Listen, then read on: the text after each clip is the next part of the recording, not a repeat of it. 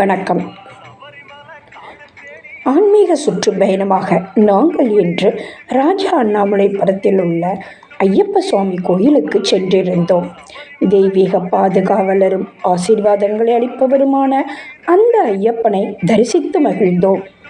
கொடிமரத்தை வணங்கினோம். கோயிலையும் சுற்றி வந்தோம். அன்று நிறைய பக்தர்கள் இருமுடி கட்டி கோயிலுக்கு வந்திருந்தார்கள். நாங்கள் சென்ற நேரம் ஆரத்தி நடந்தது. நெய்யபிஷேகமும் பார்த்து மகிழ்ந்தோம்.